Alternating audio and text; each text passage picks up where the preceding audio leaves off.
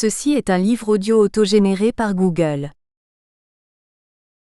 Ouverture philosophique. Collection dirigée par Dominique Château, Agnès Lontrade et Bruno Péquignot. Une collection d'ouvrages qui se propose d'accueillir des travaux originaux sans exclusif d'école ou de thématique. Il s'agit de favoriser la confrontation de recherche et des réflexions, qu'elles soient le fait de philosophes professionnels ou non. On n'y confondra donc pas la philosophie avec une discipline académique.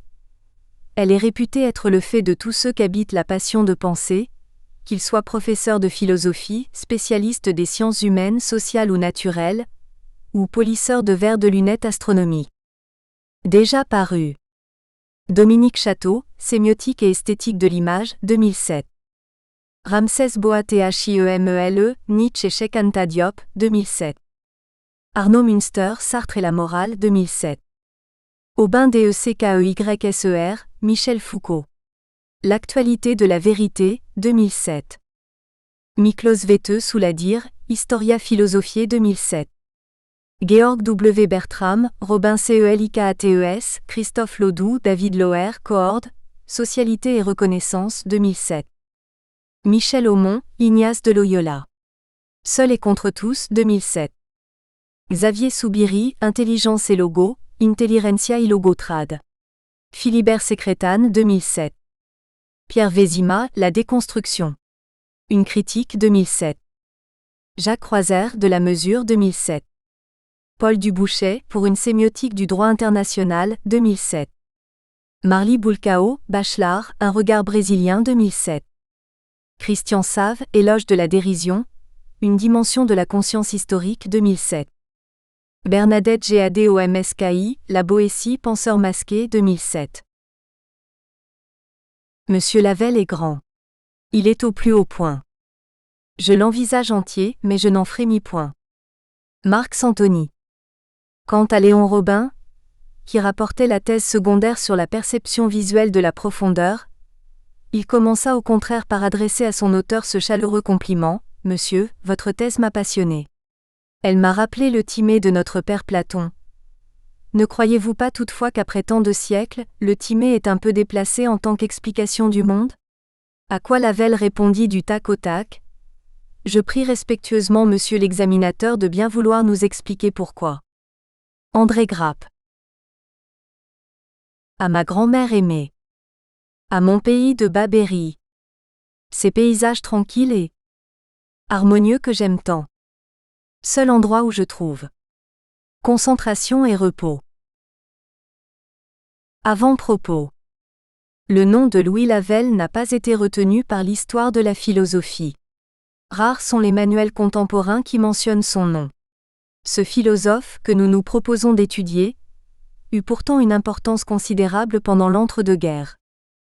Dès le début des années 40, l'existentialisme de Sartre et le développement de la phénoménologie en France ne tiendront pas compte de sa pensée, qui, comme les philosophies de Blondel ou Brunswick, devient le témoignage d'un temps révolu. Louis Lavelle figure ainsi dans la liste des philosophes oubliés.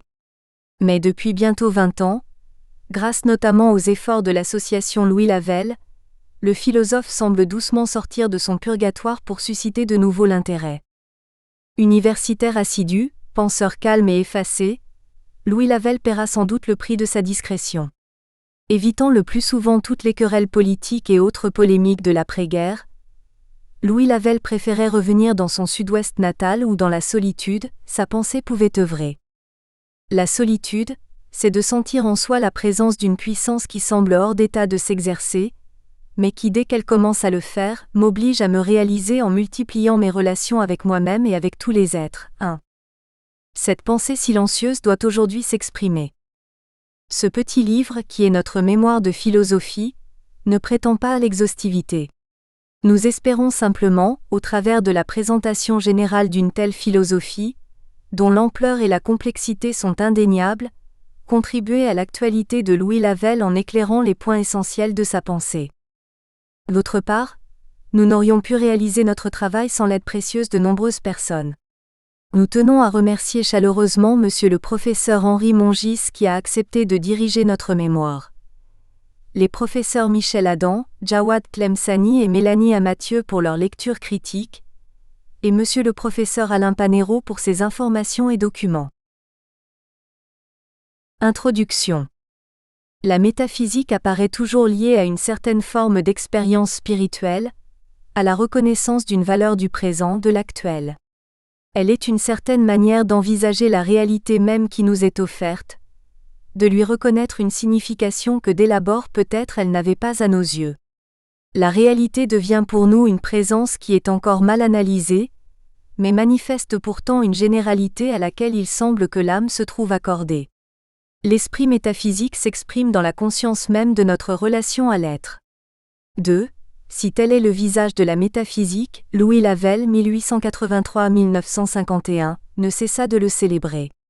Méconnue, sa philosophie semble aujourd'hui susciter intérêt et curiosité, de même que le courant de pensée dans lequel elle s'inscrit et dont Lavelle ainsi que René Le Sen 1882-1954 furent les principaux instigateurs. 3. La philosophie de l'esprit ralliera sous sa coupe nombre de philosophes et marquera toute une génération de penseurs dont entre autres Gabriel Marcel. Les deux fondateurs de cette nouvelle perspective avaient un seul mot d'ordre: redonner à la métaphysique toutes ses lettres de noblesse. Ainsi la philosophie française ne peut pas renier l'héritage cartésien sous peine de disparaître. Mais elle n'aura jamais achevé de le faire fructifier.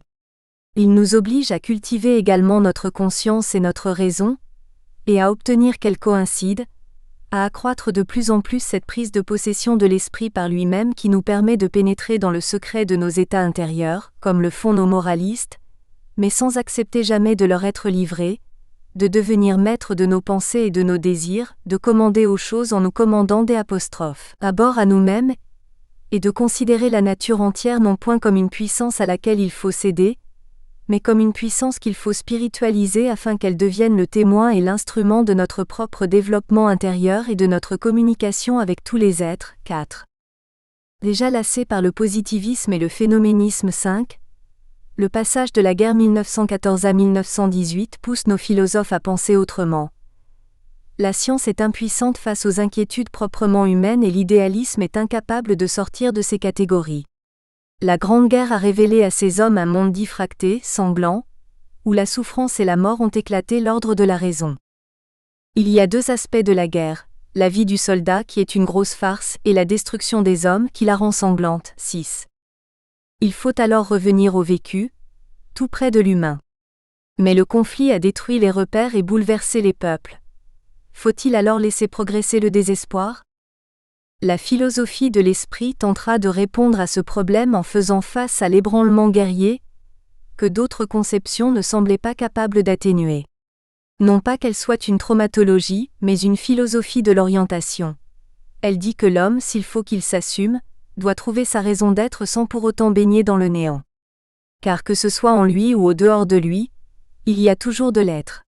Quels que soient les obstacles que rencontrera l'individu, il ne se perdra jamais puisque partout c'est. L'être baigne l'univers entier. Il est ce dans quoi nous nous inscrivons et ce vers quoi nous tendons. Ainsi chaque philosophe le nomme à sa manière. S'il se définit comme acte pour l'un, comme valeur pour l'autre ou encore comme mystère, il est là. Il nous éclaire et nous soutient dans ce que nous avons à faire. Notre activité réflexive doit être capable de nous faire entrer en contact avec cet être qui nous offre une multitude de possibles et nous ouvre les portes de notre propre vocation ou destinée. Mais parmi ces philosophes, Louis Lavelle fut un cas d'exception. En dialogue avec ses aînés, il ne marcha pas sur leurs traces. L'idéalisme et le positivisme régnant, il proposa de les combattre. Alors que ses contemporains semblèrent refuser l'idée d'un quelconque système 7, il s'efforça d'en forger un. L'aventure lavelienne sera originale ou ne sera pas. Refusant la pluridisciplinarité de l'école normale supérieure, Lavelle n'y entre pas et décide à l'université de se consacrer pleinement à la philosophie. Il est alors fortement influencé par l'enseignement kantien d'un de ses professeurs, Arthur Hannequin VIII. Mais Lavelle découvre très tôt sa vocation philosophique qui n'est pas celle du kantisme. Toute sa curiosité se dirige vers le seul et unique problème de l'être, qui est l'origine ou la raison de tout ce qui est. Dès 1912, professeur à Limoges, Louis Lavelle rédige de l'Existence 9 qui est son premier ouvrage.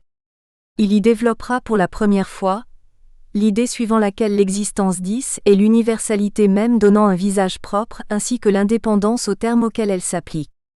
Plus tard, le philosophe montrera que nous sommes liés à cette existence par notre acte de participation. C'est alors que Lavelle dressait les premiers jalons d'une philosophie qui, dès 1916, allait commencer à s'éclaircir. C'est justement cette année-là que, prisonnier au camp de Giessen, la conscience dépouillée de toute relation avec la société, Lavelle éprouve encore plus vivement l'expérience intime de la présence du tout.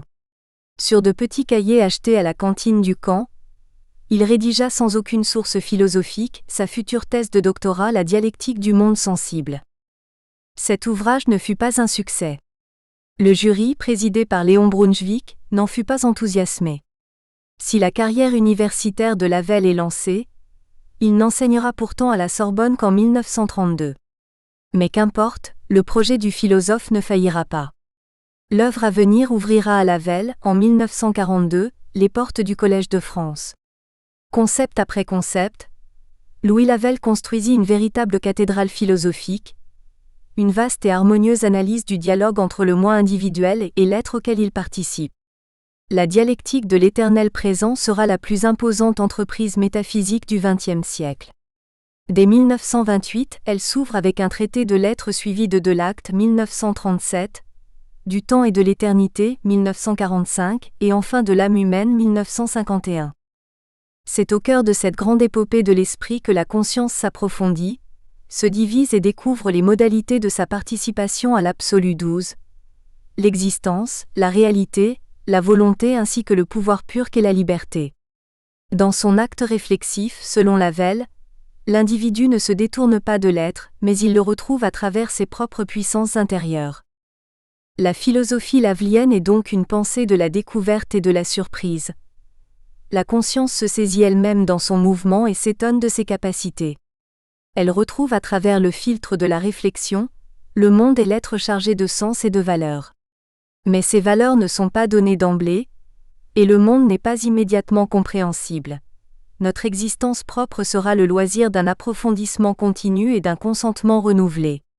Car chez Louis Lavelle, l'existence est l'autre nom de la participation 13, et chacun de nous existe d'une manière originale selon son rapport à l'absolu. La personnalité d'un être révèle un mode singulier de participation à l'être. La notion de participation, telle que Platon l'a précisée, est en effet celle qui résume le mieux le rapport ambigu de l'existence à l'être, rapport qui est séparation et en même temps insertion 14. Cette remarque de Jeanne Parrain-Vial sur la personne saisit parfaitement le double souci de Louis Lavelle. Non seulement celui de l'être, mais aussi de l'existence humaine qui s'y inscrit. L'homme est au sein de l'être, dans lequel l'essence et l'existence sont confondues. Mais l'individu se distingue de la totalité parce qu'il est conscient, et que cette conscience est un dialogue de soi à soi comme lieu de la séparation, de l'analyse et de la décision. Alors que l'objet est, l'individu existe. Il doit alors se définir, et remplir l'intervalle qui le sépare de son essence. C'est ainsi que dans l'acte, Lavelle proclamait que l'existence précède l'essence 15. Quelques années avant Sartre, une philosophie renvoyait l'homme à sa liberté. Mais pour Lavelle, cette dernière témoigne de l'être qui est la valeur incandescente à laquelle nous participons. Le lavellisme serait-il une philosophie de l'existence ? La participation et la liberté l'engagent du moins sur cette voie. Mais plus qu'une pensée de l'existence, c'est une philosophie de l'invitation. L'absolu nous guide et nous attire vers lui. Découvrir son propre chemin, assumer cette voie sans jamais renoncer au risque de nous anéantir nous-mêmes, c'est consentir à l'être ainsi qu'à vouloir être. Le présent livre se propose de redécouvrir cette philosophie de la liberté et de la participation, c'est-à-dire du dialogue et du partage. Peut-être qu'aujourd'hui, le message de Louis Lavelle, ce Platon d'aujourd'hui 16, nous aidera à surmonter les obstacles d'un monde difficile et à nous diriger dans cette réalité que souvent nous ne cherchons plus à comprendre. 1. De l'être partout présent tout entier.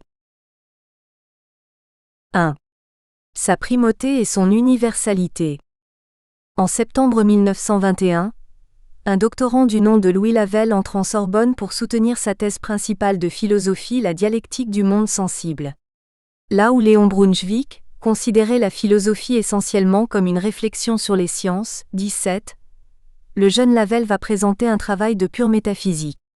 Il se heurte alors à un Brunswick ironique, qui lance à l'assemblée présente ce jour-là: Mesdames, Messieurs, nous avons aujourd'hui la bonne fortune d'avoir Dieu devant nous. Je vais me permettre de l'interroger. 18. Nous voyons poindre une critique alors à la mode, celle d'une philosophie intuitive. La dialectique du monde sensible, écrite en captivité et sans aucune source philosophique, ne devait alors s'appuyer que sur une intuition profonde qui est celle de l'être ou du tout, bien avant que le mot de philosophie eût un sens pour nous. 19. Par conséquent, nous pourrions dire que le point de départ de la métaphysique lavelienne est hors de la philosophie. L'expérience du combat, d'une mort toujours imminente, la rupture de tous les liens avec les habitudes de la vie familiale et sociale, les conditions exceptionnelles de dépouillement réalisées par la captivité ont, je crois, singulièrement favorisé chez moi, comme chez beaucoup d'hommes de ma génération, cette attention intérieure à soi où la conscience se replie sur elle-même afin de trouver en elle, indépendamment de tout autre point d'appui, des ressources capables de lui suffire. Je méditais depuis longtemps cette expérience constitutive de notre vie elle-même, que nous faisons partie d'un tout, avec lequel nous sommes en communication incessante, auquel nous ne cessons de donner, dont nous ne cessons de recevoir. 20. Avec la dialectique du monde sensible dans laquelle il assimile encore être et existence, et par de nombreuses déclarations de ce genre, Lavelle va relancer la question de l'être. Ce dernier n'est plus déduit de la connaissance mais au contraire il la pose. En ce sens, le philosophe prend de front tout l'idéalisme du début du XXe siècle et affirme que l'être est bien plus qu'un simple mot qui procéderait de l'intelligence. Ainsi l'existence surmonte l'opposition classique de l'objet et du sujet. Loin de correspondre à la seule affirmation de la présence d'un objet pour notre pensée, elle se retourne contre la pensée elle-même pour la poser. 21. Qu'est-ce donc alors que l'être pour Lavelle ? Tout d'abord, la philosophie lavelienne est dite métaphysique de la participation à l'être, c'est-à-dire une ontologie fondée sur la primauté, l'universalité et l'univocité de l'être. Le système lavelien, la dialectique de l'éternel présent, s'ouvre sur le traité de l'être avec cette phrase liminaire: l'être est l'objet universel. 22. En dehors de l'être, si l'on peut dire, il n'y a rien d'autre que lui, c'est un soi pur. En ce sens, la conception lavelienne est une métaphysique du plein, de la présence totale. 23. De l'absolu. Si néant il y a, il est simplement l'être raturé. 24. Il ne peut donc y avoir ni de brèche ni de faille où le néant pourrait s'infiltrer. C'est une pensée sans plaie et sans béance. En réalité, le néant n'est rien de plus qu'une négation qui suppose l'être pour le nier. Il est l'être raturé, mais dans une opération illusoire qui ajoute à l'être raturé l'opération qui le rature et revendique seulement, à l'intérieur de l'être lui-même, la primauté sur l'être donné de l'opération qui se le donne. 25. L'être qui est le partout, c'est-à-dire l'universel, se révèle ainsi comme condition de possibilité d'un néant qui n'est au fond qu'une négation supposant l'être pour se rendre manifeste. Ainsi la négation est. Si l'être soutient tout et qu'il est le tout, même si cette identification est ambiguë, c'est parce qu'il n'est point définissable. Car définir, c'est toujours mettre au jour les caractéristiques d'un terme par rapport à d'autres. Puisqu'il n'y a rien avant l'être et que rien ne le détermine, Lavelle peut alors soutenir sa primauté et son universalité. Toutes les choses se mènent. Nous espérons que vous avez apprécié cet aperçu. Pour continuer à écouter ce livre audio sur Google Play Livres, utilisez le lien dans la description de la vidéo.